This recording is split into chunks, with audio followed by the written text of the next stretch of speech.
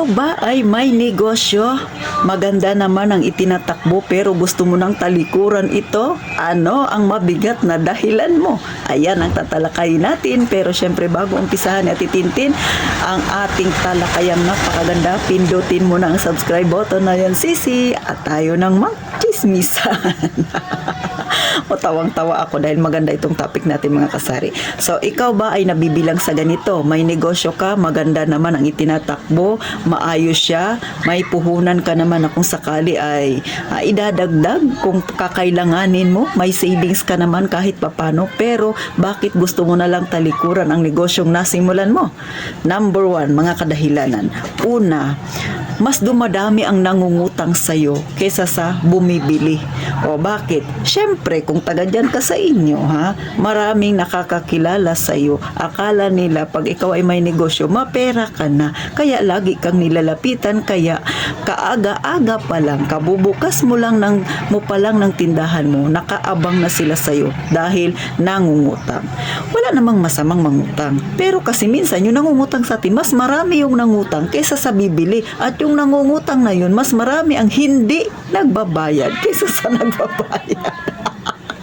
Anong mangyayari sa tindahan mo niyan, sisi? Lubog talaga. Di ba? Sinong mga nakakaranas niyan? Mga nakaka-experience niyan? Yung tipong minsan patulog ka na ng gabi, kakatukin ka pa para lang mangutang. Buti sana yung nagkakatok sa'yo ng hating gabi, ang bibilhin o kaya ang uutangin ay gamot, yung mga kailangan-kailangan. Pero hindi. Yung iba, sigarilyo. Yung iba, alak.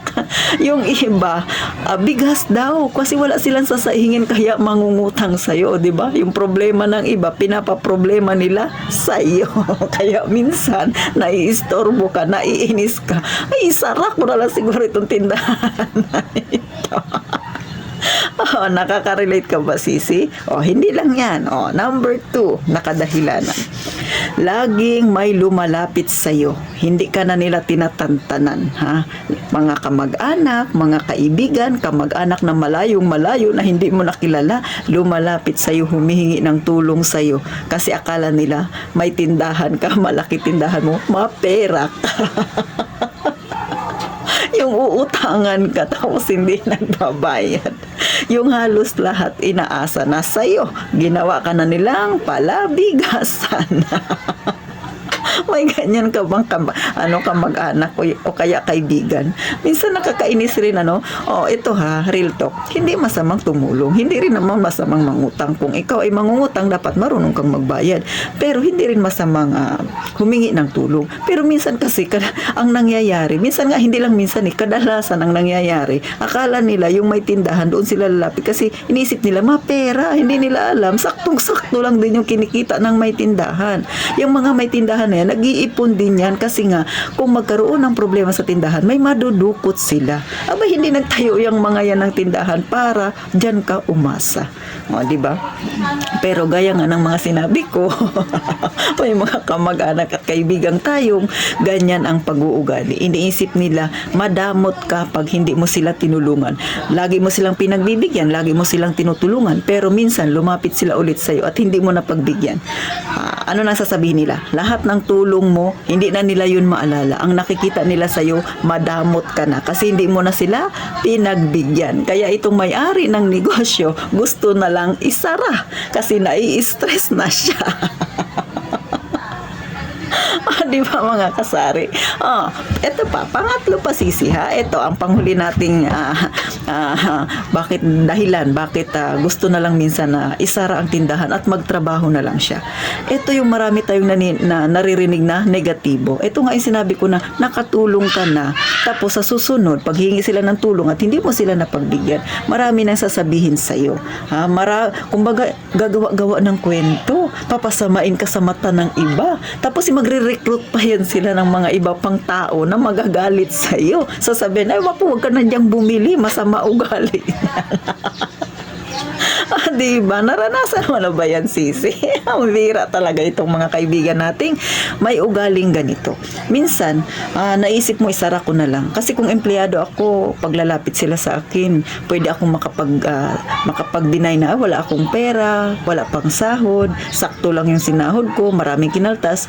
Pero pagka may negosyo ako, hindi ako makakapagrason. O totoo naman. Kasi nakikita nila, lalo na kung may tindahan yung iyong negosyo, nakikita nila, ay puno naman ang tindahan mo, imposibleng wala kang pera. Ikaw pa, mauubusan ka ng pera. Oh, narinig mo na ba yung mga ganyang dahilan, Sisi? Yung sinasabihan ka na, ikaw pa, mapera ka, imposible. O, diba? Iniisip nila na hindi ka nauubusan ng pera. Tama ba yun? Yung bangko nga, yung ATM machine nga, nauubusan nga ng pera. Ikaw pa kaya na umaasa ka lang dyan sa mga paninda mo na yan. Sa totoo lang mga kasari, nakakatawa yung mga taong nag-iisip sa atin ng ganyan, na may mga negosyo tayo, iniisip lagi na mapera ka. Hindi nila alam, tayo ay ganun na ganun sa pera, sa ating pinaghirapan. Kasi darating ang panahon na mangangailangan din tayo. Yun ang hindi nila naiisip. Kaya sa mga ito, payo ko lang sa mga nararanasan ng mga yan, tapos nag-iisip ka na isara. Pag sinara mo yan, may maririnig ka pa rin salita. Alam mo ang mga yan, maging empleyado ka man o maging simpleng negosyante ka man, lahat ng yan may maririnig ka pa rin, lahat ng yan may stress pa rin sa buhay mo. Kaya para sa akin, enjoy mo na lang ang pagkakaroon ng negosyo. Deadmahin mo na lang, wag mo na lang pansinin yung mga ganyang klaseng tao. At isa pa, yung mga humingi ng tulong sa atin na alam mo namang pagkatalikod ay sinisiraan ka, prangkahin mo. Sabihin mo, ay hindi na po ako makatulong sa inyo kasi ganito ganyan, marami rin akong bayarin, hindi ito gaya ng dati. So ipaliwanag mo sa kanila. Ngayon, maunawaan ka man nila o hindi, wag mo nang problemahin yun. Total, ang mga yan, isarado naman ang isip kung ano yung pinaniniwalaan nila, yun talaga yung sasabihin na sa'yo, wala ka nang pakialam doon, hindi mo mapiplease ang mga yan. Ang importante, alam mo yung sarili mo, nakatulong kasi sa kanila, tama na yun. Huwag mo silang konsintihin.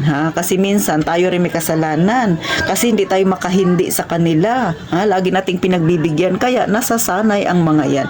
Ang kinatapusan, nai-stress ka tuloy. So, para maging masaya ka sa iyong negosyo, huwag mong pansinin ang mga yan. Matuto kang maging matigas minsan ang puso mo. Hindi yung palagi kang nagbibigay.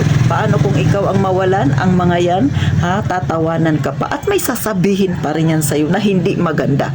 Tandaan, kahit saan ka mapunta, lahat ng mga yan ay meron pa rin talaga. O, di ba? Mapatrabaho ka, may mga ganyan pa rin kang makakasama, mga toxic na kasama. At kung ikaw ay nagninegosyo, meron pa rin yung mga yan. Iilan sa mga customer natin, iilan sa mga kaibigan natin, iilan sa mga nakapaligid sa atin. Kaya, huwag mo nang intindihin ang mga yan, magpatuloy ka sa kung ano ang nasimulan mo. Pakaisipin mo, nagnegosyo ka para sa sarili mo, para sa pamilya mo, at hindi para sa kanila. Kaya, pakatatagan mo ang kalooban mo, huwag mong pansinin ang lahat ng mga taong naninira sa'yo as long as wala ka namang inaapakang tao.